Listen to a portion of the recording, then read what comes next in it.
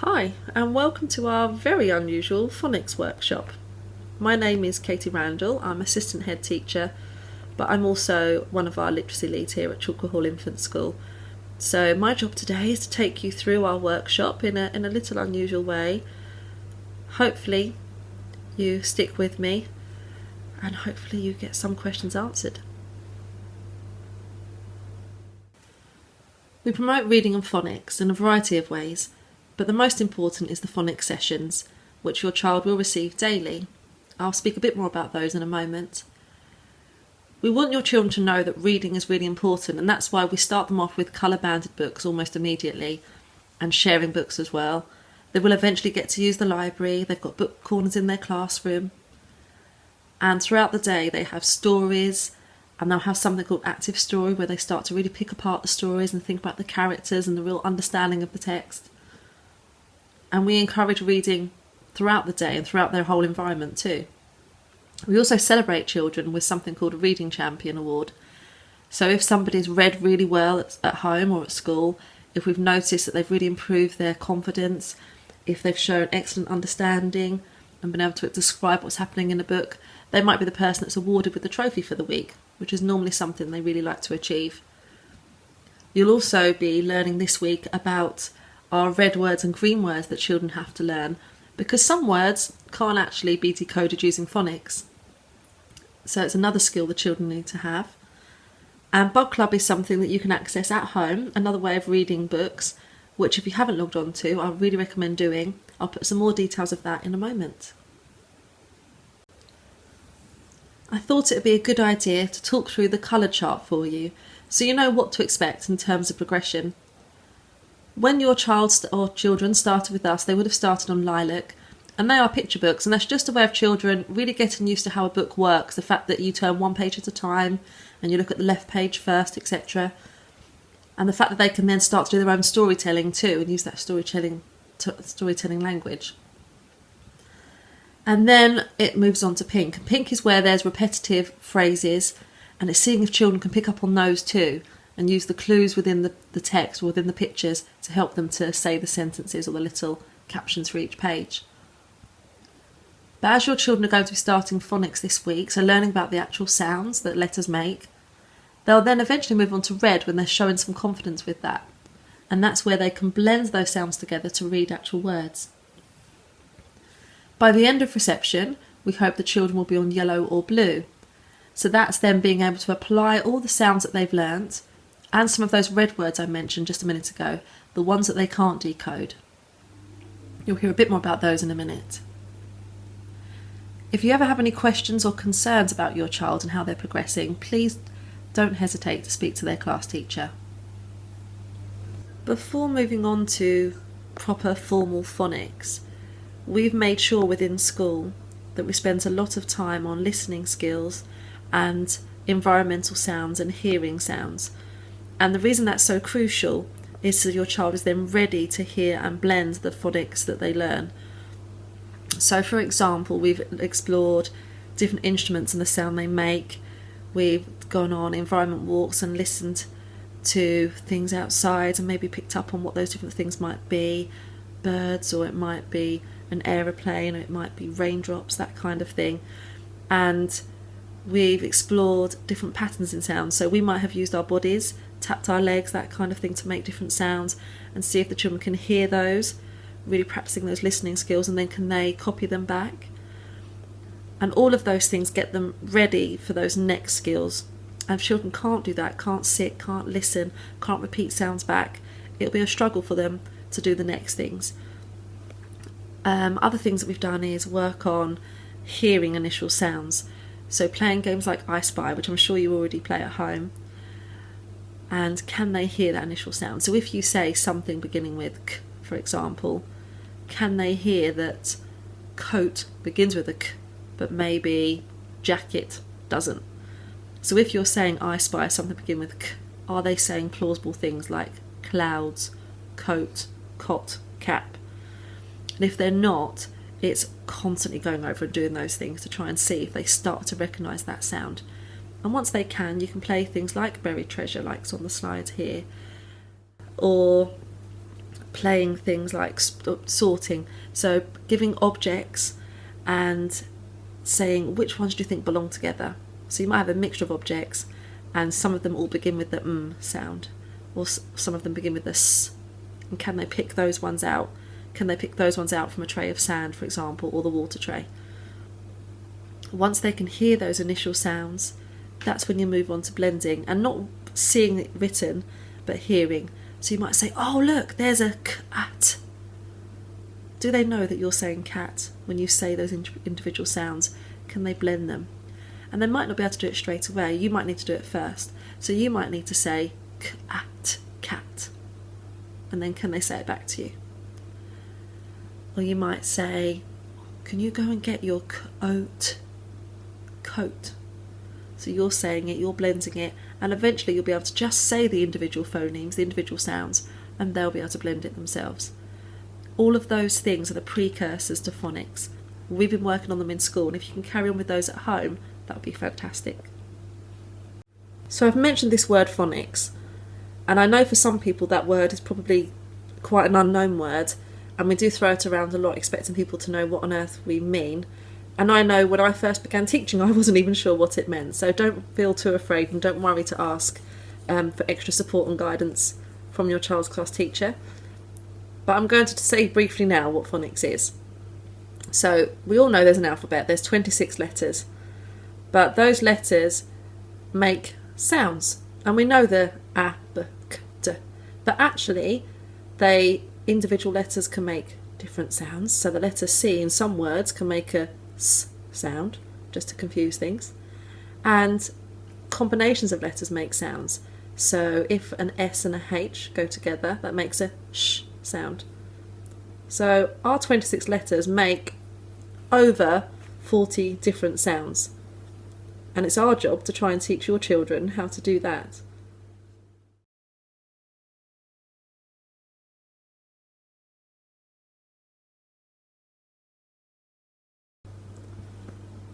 So within reception, our foundation stage, children are expected to learn quite a few of those sounds. We call them phonemes, that's the proper word for the sound that a letter makes. And you can see here there's set 1 and there's set 2. Set 1 shows you the order in which the sounds are learned, so it starts with the at the top, a, s, d, t, I, n, p, and so on. It's really important that your children learn the pure sound, and what I mean by that is that they don't say m, it's m. And the reason that's so important is because when you're saying to a child that you have the letters M, A and T and you want them to read the word mat, if you say m-a-t and you try and blend that, m-a-t, it's really quite tricky, but m-at, m-at. If you say it enough, you can hear that they join together to make the word mat. Now again, as I said earlier, phonics is alien to lots of people, so we don't expect you to know all of the sounds, but there is a little link at the bottom of the slide, and if you follow that link it will show you how to pronounce all of those sounds in the pure fashion. So it helps you, it helps your child when you're trying to support each other reading at home. Now as I said before, sometimes a sound, which is a phoneme remember, can be made up with just one letter, or it can be made with 2 or even 3 or sometimes even 4 letters. So for example here at the top it's got the 3 letters I, G, H, and that makes the phoneme I. And I'm sure you can appreciate that for children learning phonics that's quite tricky, and you do get children trying to read igh. But over time, with lots and lots of practice, it obviously becomes second nature and our children can read those. But this just gives you an idea of the types of phonemes your children will be learning in reception. And some terminology for you. If a phoneme, a sound, is made up of 2 letters, it's called a digraph. So there at the top, A and E, for example. And if the phoneme, the sound, is made up of 3 letters, 3 graphemes, like A-I-R, that's called a trigraph. So air is a trigraph, 3 letters making the sound. Now, like the previous slides, there's a link at the bottom so you can learn how to say those pure sounds. And this will help you when you're at home reading with your child, so you've got the confidence to make sure that you can support them with saying the correct sounds. So within our phonics sessions at school, your child will be really familiar with these flashcards here. Normally they'll be A4 size, not quite so small, and on one side they'll see the letters, the graphemes, and on the other side there's the picture and the little rhyme. And it's just one way of helping things stick, because if children have something to hook onto, it really usually helps them. So for example, they might be learning the oo sound, the two O's next to each other. And there's two of those, just to confuse things as well. There's the oo and the. We're going to talk about the oo. This is one of the children's favourites because it's a zookeeper scooping some poo. So the little rhyme is poo at the zoo. And obviously it's got words in there with the oo sound. So the children will see the one side with the graphemes, oo, and they'll say oo. They'll look at the other side, poo at the zoo, oo. Now the reason this is useful, well, not the only reason, but a reason, is they might be stuck on a word when they're reading at home with you.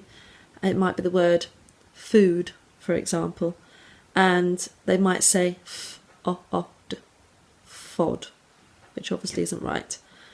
So by knowing this rhyme, you as a parent, who's obviously really researched this and knows it really well, might be able to say poo at the, and just by saying that little bit, they'll go, ah, ooh.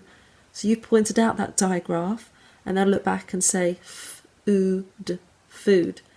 So little hints help trigger those bits in their mind and help support that learning. So this is another little way. So in order for you to have those little rhymes up your sleeve, there's the link at the bottom, and that link will take you to the website where those flashcards are. Within phonics sessions that your child will have again daily, they will learn the sound of the day. Remember, that's called a phoneme. And then they'll get to see that phoneme within words, and those words will be made up of the sounds they've been learning. So for example, it might say something like mat, because they've learned the m, a and the t. And they'll learn then, once they've learnt those individual sounds, how to blend them to read words, because that's the ultimate goal of phonics. It's to learn the sounds and then apply that to reading. So this is your turn. So I want you to imagine these are words in a book that your 4 or 5-year-old son or daughter is trying to read. And I wonder if you can see the sounds within those words and how you would blend it to read the word. Hopefully for number 1, you can see it's sh, ip, ship. Now when your child's reading, they might go to say s, and they might need a reminder. So remember that term I said earlier, digraph. So you would say to them, oh, remember it's a digraph. There's 2 letters there making the sound. So using those kind of prompts will help your child. So number 2, k, oi, n, coin. Number 3, th, I, ng, thing. And number 4, s, n, o, snow. And number 5, b, d, bird. What you might see at home is your child using their Fred fingers. Now Fred is our frog, and he helps us with our words, or helps us with our blending. So they might say something like sh, ip, ship, and that's them trying to see those individual sounds and then blend them together. So at home again, you can say, oh, use your Fred fingers, and that might help them too. Learning to read is really exciting for your children, and I've got a 4-year-old daughter myself, and I can see that she's on that journey too. However, there then comes this point when they get frustrated because they've learned that these letters on a page are really magical and that they've got sounds and you can blend them together to make words, and then something like the word the comes along and spoils it, or the word some or we. And obviously they try and sound those words out and it doesn't work, and it's quite frustrating for them. But in school, we know that those words as red words, and that's what your child will come to know too. And what we say is, Fred, who's our frog, you can't Fred a red. And that means you can't sound out, you can't blend that word. We have to just learn that one as a tricky word, one that you have to learn by sight. So here's a few examples for you to take a look at. So as you can see on the left is an example of some of the red words that your child will learn, and they will be sent home to you too, so you know the types of words that when you come across them in books, that you can say, oh, that's one of your red words, so don't worry, you just need to learn that one. Some of our text as well, we do use a variety of different reading schemes, but the ones that are the read-writing actual books, the red words are the colour red, so that makes it even easier for you and for your child too. We do also teach green words. So green words are words that you can use your sounds for, you can blend.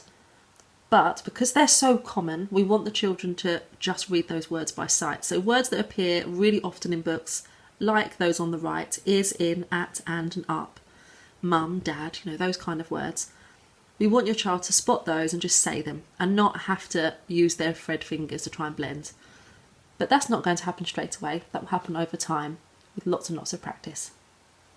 Becoming a good reader is absolutely about using your phonics and being able to read words and becoming more fluent, so being able to do it more quickly. However, it's also about understanding, and what you'll find is at first your child is so set and focused on reading and decoding that they might not actually retain anything about what they've just read. So they might read a page to you and then you ask a question. So you might say, what was the dog's name? And they might not have a clue. They might not remember. So once your child is in that stage of decoding and reading, it's important to also ask questions. Throw them in every now and again, because you want to just check that those sentences are going in and making sense to your child. Now, the one way of making that help, or one way of helping with that, I should say, is to get your child to read that same page more than once. So they've read it to you by really decoding and breaking up those words. Straight away get them to read that sentence to you again. And then they're quicker already, and they've maybe remembered what those words were without having to decode them again. And then maybe read it a third time, and they'll be even quicker. And then some of those words will start sticking in, maybe as a green word or as a red word.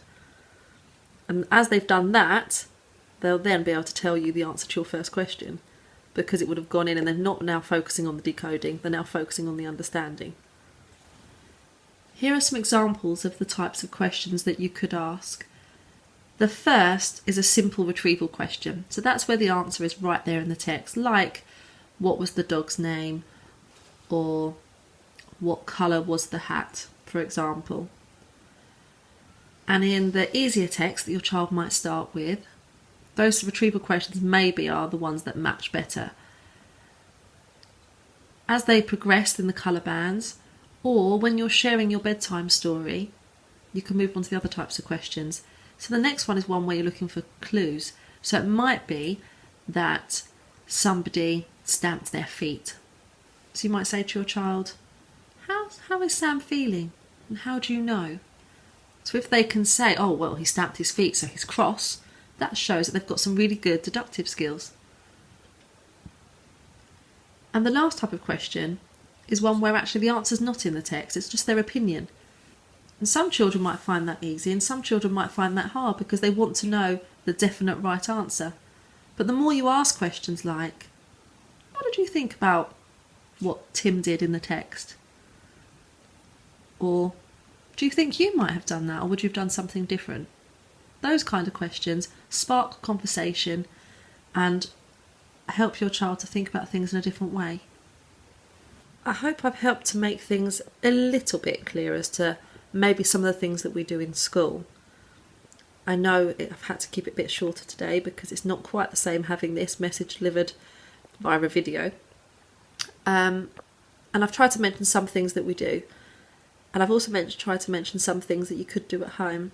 But on this slide, there's a few other things maybe that you can try. I'm not going to read them out individually, but you can have a little look.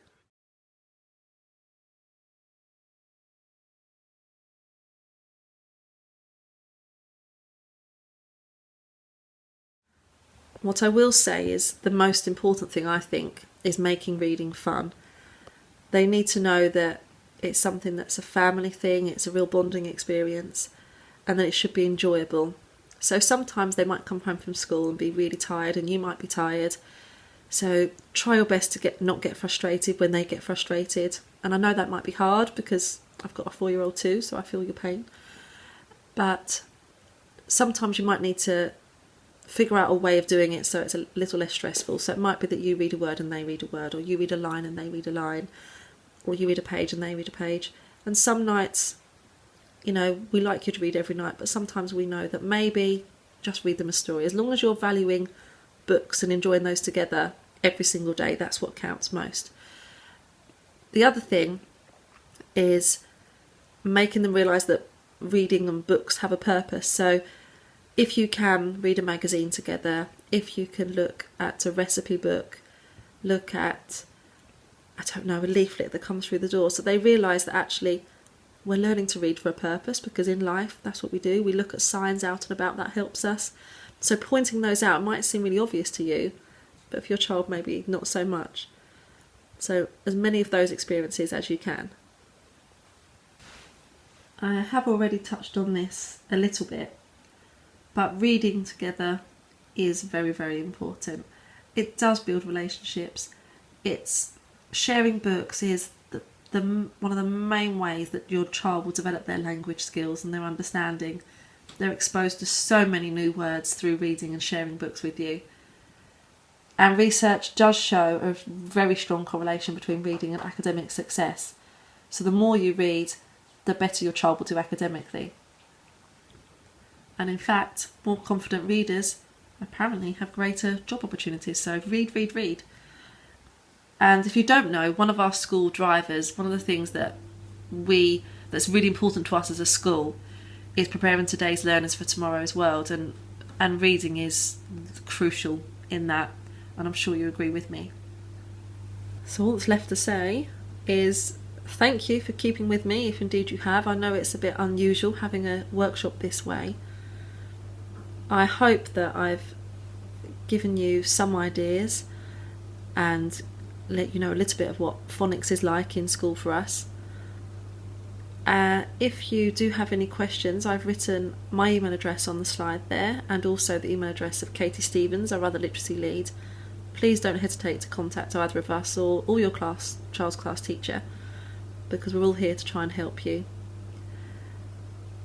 I'm sure you already know that it's a real joint effort. Trying to teach your child to read is something that we will work on really hard in school, but we really appreciate your efforts at home too. And we know that you might need support with that, because phonics is an unknown to so many people. So please do keep in touch and ask us for any advice or help. That's what we're here for. Thanks again. Bye.